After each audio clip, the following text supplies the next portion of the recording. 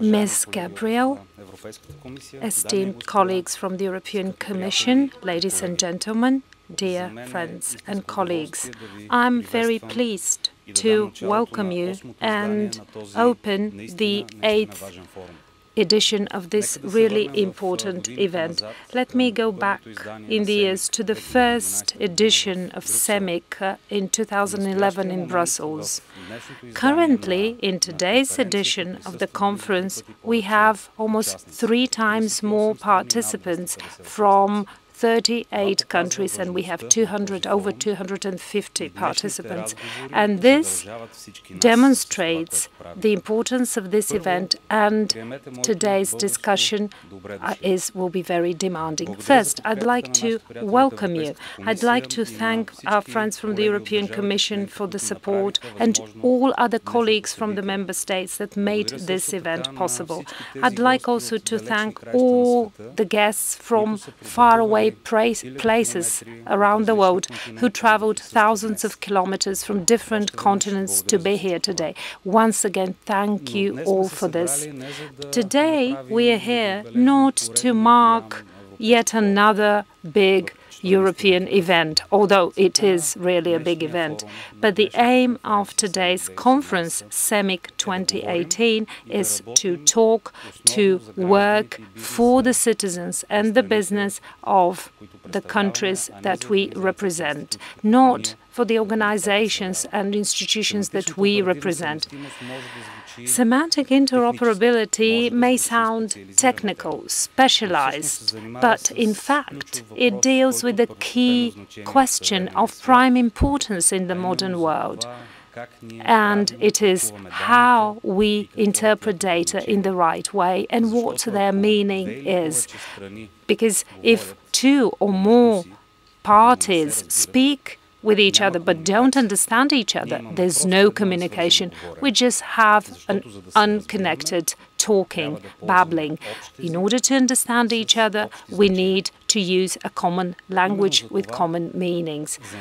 That is why today's event for me is an event for sharing, to check how much we speak the same language.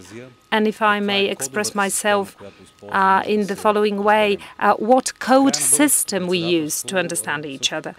At the end of the Bulgarian Presidency, we mark 18 months since the establishment of the centralized state agency for electronic governance, which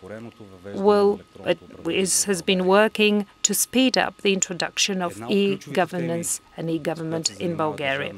One of the key topics of our work is semantic interoperability, and not only in the aspects that we're going to discuss today, but it's a key priority to relieve the administrative burden for citizens and the business, including the one-only principle and not making citizens and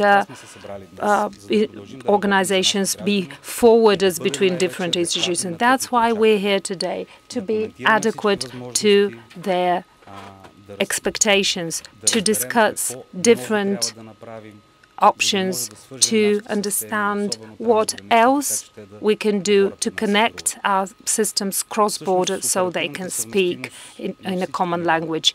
Interoperability on all levels, semantic, legal, technological, organizational, is part of our fight against bureaucracy. This is the goal of our work, all of us who are here today, not to lose our focus and work towards live working, accessible e-services and systems that meet the needs of the users. Yesterday, there was a very different event in this room. It was about the GDPR. And it was said that data are the new, most valuable resource. We process data, we collect data and store data, but they cannot have a value unless we make them accessible and reusable through the public services we provide to the citizens and the business. So wherever we are, we shouldn't be thinking about what we have, but what we receive as services from our institutions. In the Tallinn Declaration last year, we stated, the member states stated, that in 4 years we will ensure the possibility for people to interact with EU institutions fully digitally. We have a vision for the implementation of the single digital market in Europe.